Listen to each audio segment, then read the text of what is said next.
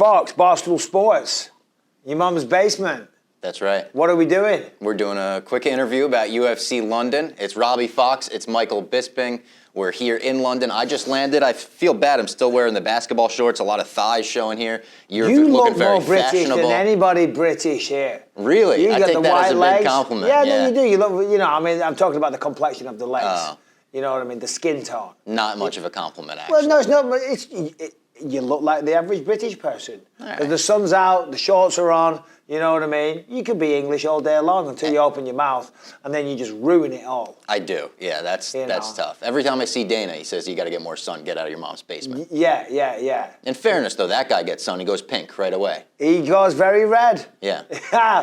Lobsterish. I'm not calling the boss lobster, man. No, that's what you called him. Yeah, I guess I did. Anyway, should we quickly change subjects? To UFC London, yes. Oh, there we go. That's why we're here. That's what we're here for. What are you most excited for on this UFC London card? It's stacked, top to bottom, like March was. Yeah. No, it's unreal. I mean, to be honest, it's hard to identify one of the fights in particular. Obviously, the main event is a main event for a reason. I think Tom Aspinall is incredible, as is Curtis Blades. I know Tom more, but I know the body of work of Curtis Blades way better. But to answer your question, and what am I most excited for?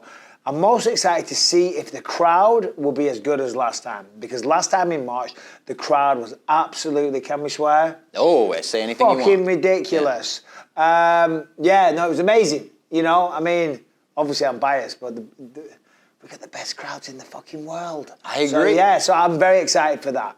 What can you say about the crowd, the aura, the environment, to describe it to someone who hasn't experienced it? Because when I came over, I've been watching MMA my whole life. When you see the London cards, you see you versus Silva, you see the crowds, how they were for that, it's like, oh my God, that looks special. And then you look at it when you're actually there and it's different. It's another animal. No, I'm not trying to toot my own horn, but you should have seen it when I fought Dan Henderson at 5 o'clock in the morning. Because if you think they were having a good time and they were rowdy at 9 o'clock, you should have seen these animals at 5 o'clock in the morning. Listen, they know how to have a good time. On top of that, it was, 3 years, I think, until there was a UFC event. So I think a lot of the buying public or the UFC fan base that we have here in the UK, of which there is a lot, they were thirsty for it. I've been far too long, and I think maybe they were feeling overlooked. Obviously, it was the pandemic. That was why they haven't been here, because we know the UK market is absolutely crucial to the UFC. It had just been so long, And then, of course, on top of that, with it being so long, of course, there was a lot of anticipation for the fight. But then the fights themselves delivered. It was unbelievable. So many finishes, so many great fights. And of course, as I say, the crowd were amazing. And I was just happy there and very honoured to be a little part of the show. So yeah, I'm really looking forward to it. And Tom Aspinall got a huge win last time. He's looking to get another one this time. Do you think he can reach that level of upper heavyweights? Oh, absolutely. I do. Listen, I don't know if he's going to win on Saturday night. He's got a very, very tough task. But when you look at Tom, he's special. He doesn't move like other heavyweights. And Curtis himself even identified that. He said, I know I'm not dealing with the run-of-the-mill average heavyweight. I know Tom is special. I know he's very light on his feet. He's well-rounded. Tom can grapple as well. Obviously, that would be a big advantage that you can point to for Curtis Blades, the wrestling ability. Yep. But Tom's a good grappler himself. He's very, very well-rounded. He's been bred pretty much since he was a child for this moment. You see his father Andy with him all the time. He's absolutely instrumental to his career. So yeah, Tom is coming into this one extremely confident, in the best shape of his life. He's strongest he's ever been. He's the fastest he's ever been. He's been training with Rico Van Hooven, one of the best kickboxers on the planet. He's had access to a lot of great wrestlers. So he's done everything he can. But when you speak to Curtis Blades, Curtis is just as confident. He's had a great training camp. He's got great wrestling. He's got knockout power. Knocked out Junior Dos Santos. That was crazy. For crying out loud. Last time out, Chris Dawkins in the first round, I believe. So it's got all the makings of a heavyweight classic. And what I like about this one is that these two heavyweights, they do kind of break the mold of what some of the old school UFC heavyweights were like. And by that, I'm trying to be respectful. Some of them aren't. They're big guys, they're powerful guys, they're formidable and scary guys, but sometimes not the most explosive or fastest athletes. These two are top of the food chain athletes, and it's going to be a good one. What about Barstool's dynamic duo, Paddy and Molly? Yeah. How do we feel about their fights this come weekend? on, of course. I was waiting for those names to be mentioned. Yeah, look, listen, come on. They're awesome, aren't they? How much fun are them two? And they do make a perfect little duo. You see one, you see the other. They're always together, whether that's in camp or here at the Fighter Hotel. But behind all of that, there's a lot of hard work going on. Molly's been an athlete her entire life. Paddy's just a natural fighter. They're both very, very skilled. But it's going to be fun because obviously we know there's a bit of back and forth with Paddy and Jordan. Yep. There always is with Paddy. I was just talking to Jordan before, and I think the smart thinking is that for Jordan to have an opportunity to win this fight, it's got to go to the ground. And Paddy's, he's been very open. He said, I'm going to come forward, I'm going to punch a hole in his head, I'm going to take him out of there in 2 minutes' time. And I was like, he had me convinced, because Paddy, that's what he's doing. He's convincing everyone, he's selling himself. After talking to Jordan, I think he's going to be a little tougher than what he expects. Don't tell me that. He's going to be a little tougher than what he fucking expects. Don't tell me that. He's been training with Arman Sarukian for the last 8 weeks. Arman Sarukian is a bad motherfucker. He is, but you also say his opportunities to get Paddy to the ground. Paddy, first degree black belt. Paddy's pretty damn good on the ground himself. 100%. 100%. Look, listen. Hey, I'm a commentator. Yep. Right? I cannot put favoritism out there. I can't. It's hard because I'm British. I'm English, and I root for all the English guys. But at the end of the day, I've got to be That's impartial. all you got to say. Roots for all the English guys. Well, no, I do. I mean, listen, I've known Tom for a while. Do you know what I mean? But may the best man win on the night. You know what I mean? And if that's Jordan, if that's Curtis or whoever, then congratulations to them. Yes, I have relationships with people, just like you do, just like we all do. But when it comes down to it on the night, you've got to be professional. You've got to take that out of the equation and call the fights as you see it and not root for anybody. Yeah. We just got a couple fights announced. I want to read these three to you and see which one you're most intrigued about. I wonder if it's going to be Sean O'Malley versus Piotr Jan. That's one of them. Charles O'Malley Oliveira versus Jan. Islam Makhachev. Yep. And what's the third one? Go on. Bilal Muhammad versus Sean Brady. You're like, yeah. The third one is Nate and Khamzat. Oh, Nate and Khamzat, of course. Which one of those three fights intrigues you the most? Which one intrigues me the most? Well, it isn't Khamzat and Nate Diaz. No. That doesn't intrigue me. Okay. You know why? You think Khamzat's going to run over him? He's going to run over him. But do you think there's interesting questions there in terms of, can Diaz survive? He doesn't get finished often. Diaz is as tough as they come. Yeah. Do you know what I mean? Don't take what I said as that being insulting to Diaz. I just, he's very tough. He's very game. He always comes in shape. He never gives up. I mean, look, listen, he was getting outclassed by Leon Edwards for 5 rounds. Did he give up? Did he almost finish him in the 5th round? Yes, he did. Yeah. And that's what people love about Nate Diaz. That's why, that never say die attitude, and that has to be respected. And of course, he will have that in this fight. And we know he's got great jiu-jitsu, always comes in great shape. The man, competes in triathletes, etc. But Khamzat's a bigger, scarier dude. Diaz has struggled at 170. He's a natural 155, let's be honest, fighting at 170. But you never know. Listen, nothing's given in this sport. Do you know what I mean? Just if you take someone lightly, if you take anything for granted, that can come back and bite you in the ass. So is it the Jan and O'Malley fight, or is it the Islam and Charles fight? Yeah, it's the Islam and Charles. Yeah, 100%. Just the best of the best at 155. O'Malley and Piotr Jan, I think I love watching Sean O'Malley fight. I love everything about him, to be honest. I love his whole... his persona, yep. I love the way he dresses. I would never pull that shit off. Even though at the start they were saying I was very a la mode, whatever the fuck a la mode means. But he's cool. He's cool. Yeah. He's got swag. He pulls it off. And on top of that, with the way that he fights, I love watching him strike. He's got beautiful footwork, excellent combinations. But of course, we're talking a massive step up in competition. Pedro Munoz... I thought Pedro won that first round, but whatever, it ended because of an eye poke. So anything could have happened. He's going in, he's gone right from, the fringe contenders to now he's swimming with sharks. So, hey, fair play to Sean O'Malley. The kid's got balls for sure. Yeah, absolutely. I think he'll be here this weekend. I think I saw Yeah, that's right. Yeah.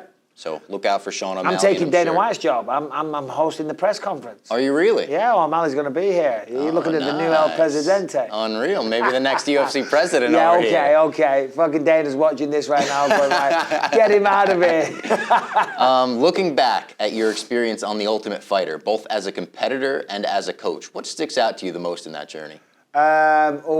I mean, there were two very, very different experiences. As a competitor, I mean, that was one of the most exciting times of my life because, you know, you start on this path of being a fighter, and then when you get to the Ultimate Fighter, you know, and you're living in that house and competing in that gym, it's all around you. You know, you're almost a part of the UFC. You're almost in the club.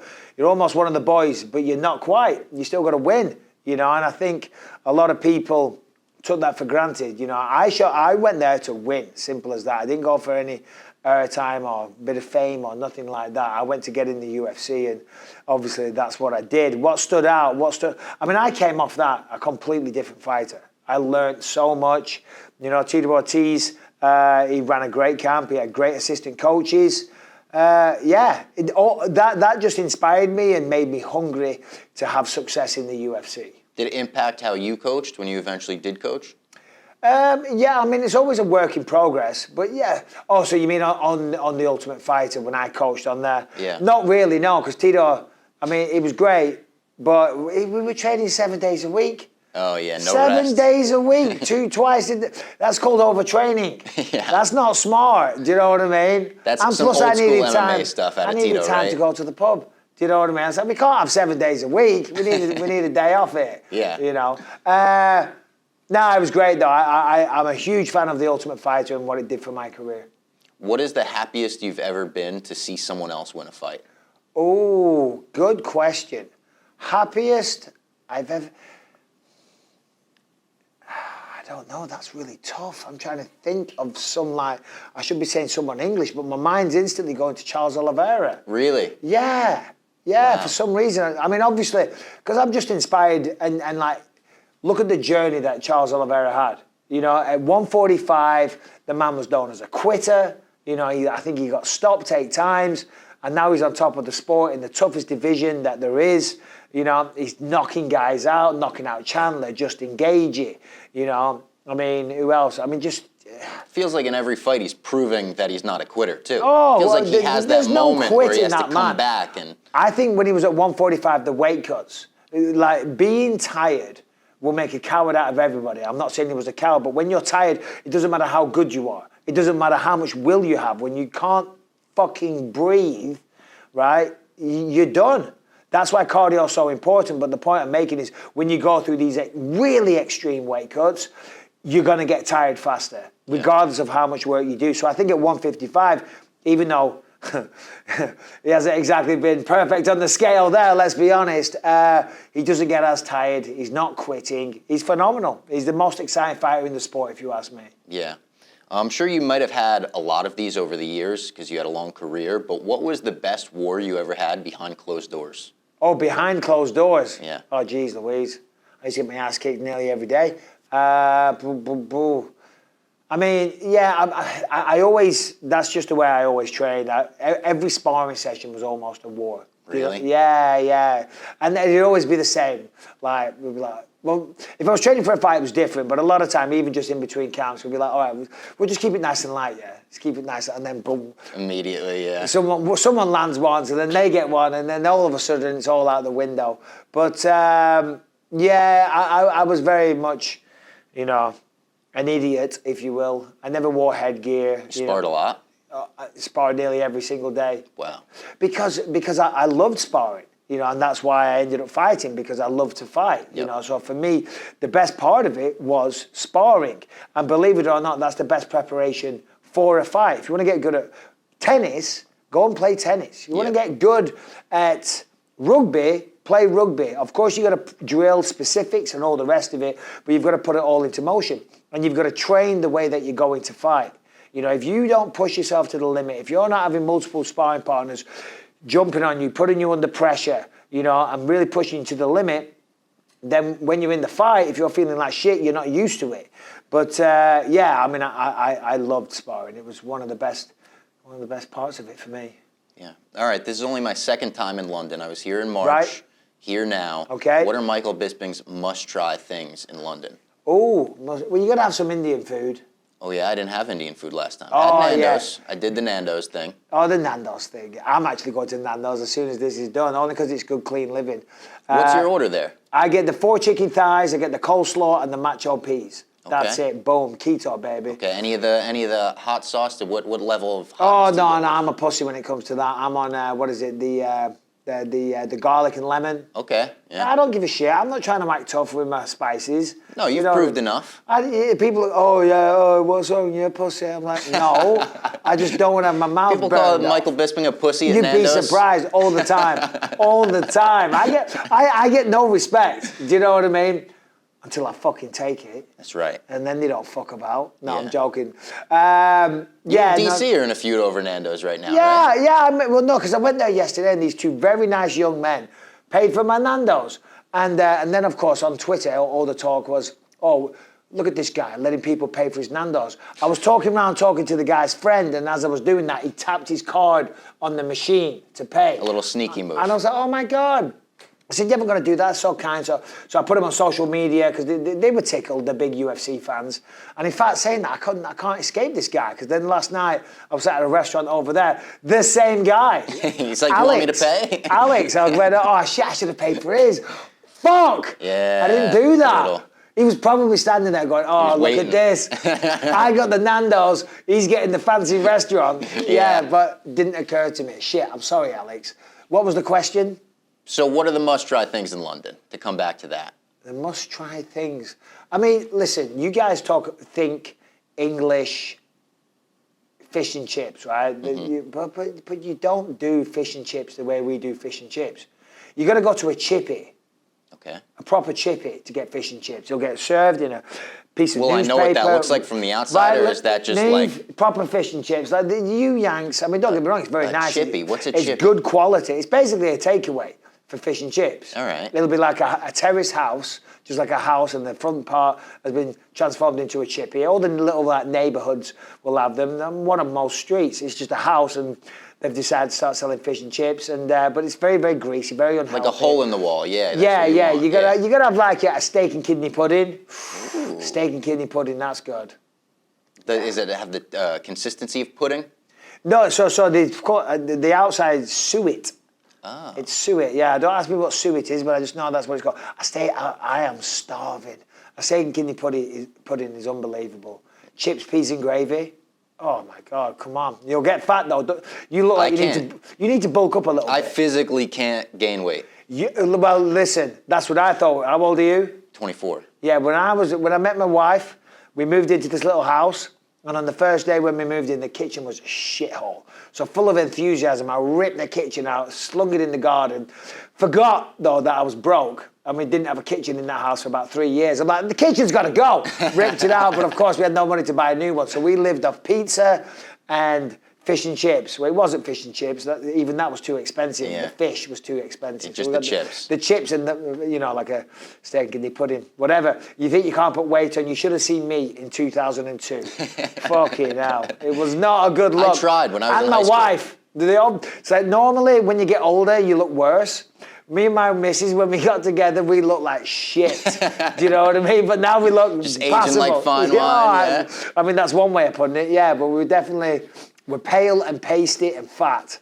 No offense, babe. Love you. I actually thought I was going to be a pro wrestler when I was in high school, like WWE. Yeah, I don't see it. Yeah, neither do I at this point. But I went into wrestling school after doing a gallon of milk a day. That was how I tried to put weight on. A gallon of milk a day? They called it Go Mad, yeah. Surely that would make you throw up. It did, a lot. Yeah, shockingly, it made me throw up a gallon lot. Of milk, I mean, it's a lot of calcium though, isn't it? Yeah. Made my bones strong. Yeah, never broke a bone. Knock on wood. Should we try? Good. Do you want me to try and break one? No. I reckon I could do it. No, Meatball Molly gave me a leg kick recently. Oh, did you really? I thought she was going to break a bone. Oh, yeah, God, bad. Molly. She's hilarious. All right, a couple kind of British questions for you. Please, go ahead. Beatles or Stones? Ooh, tough one. Beatles. And then into that, John or Paul? Well, I'm older than you. Yep. But I'm not old enough to know John Lennon No, not know him. It's music, I'm saying. Yeah, well, yeah, on music. But I'd say, yeah, John, if we're talking music, like Paul McCartney, I'm a fan of his. I've heard him many times on the Howard Stern show and stuff like that. And he just seems like such a cool, down-to-earth guy. I was going to say, I've never heard of John Lennon interview because he was dead way before my time, or I don't know, was he? I don't even know. But still, whatever, I'm rambling. John. How old are you? 43. Is that rude to ask? No, not in the slightest. 43, mate. He died in 80. Did he? I was born in 79. There you go. All right, you were alive I was a baby. for it. And then I know last time we did an interview, we talked about Oasis and Blur. You're a Blur guy. I'm an Oasis guy, but I know that, because I'm Manchester. But be honest, Blur did better music, I'd say. You would be slightly incorrect about that. But on the Oasis side, Liam or Noel? Oh, Liam all day. Okay, good. Noel's a fucking idiot. Little pompous prick sitting in Notting Hill in his big mansion. Did you ever meet either of them? No, I didn't, no. I'd love to meet Liam. That surprises me. I think he's hilarious. Yeah. I love Liam Gallagher. One of my favourite pastimes, if I'm bored, is just watching his interviews on YouTube. Agreed. Because he's hilarious. I love it. It's brilliant. Yeah, I do the exact same thing. Favorite British TV show? Oh, favourite British TV show. Hold on. I mean... Are you a big TV guy? Not so much these days. I don't have time for anything. I don't even have time for myself. But TV shows, I mean, oh God, I can't think of any. But I'll say Only Fools and Horses. Okay. And then final question from me. Any lasting memories from your days as a nightclub DJ? Oh, many lasting memories, believe it or not, because I wasn't, as George St. Pierre might say, I was intoxicated. I mean, I had good times, you know. I was never like a Carl Cox. I don't know if you know who that is. Like, no, I was never a big-time DJ, but on the Northwest region, you know, I did all right. DJ Mikey B was okay. I had a good DJ Mikey B, was that the name? DJ Mikey B, I had a good little reputation. I still do. You have DJ Mikey B shirts? I do not. No, but those. I should do that. You need some DJ Mikey B shirts. It's coming for the YouTube merch, DJ Mikey B. Yeah. But I spun a set recently, last year. Really? Yeah, and I get asked all the time, and I did it last year, and I was like, yeah. I remember why I stopped doing this. You and Idris Elba, you guys are like... Because, see, he's doing fucking very glamorous locations.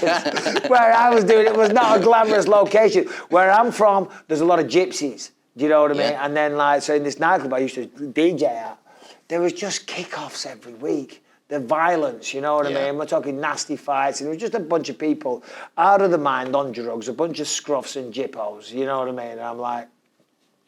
Yeah, it's not for me. And at that point, were fights like spilling over onto the table, and then you're like, do you know what? Well, no, sometimes. So there was a couple of times I doubled up. I was on the door and DJing as well. You know, because you only do like an hour. So I was filling in for a dorm, and this is back before I was fighting.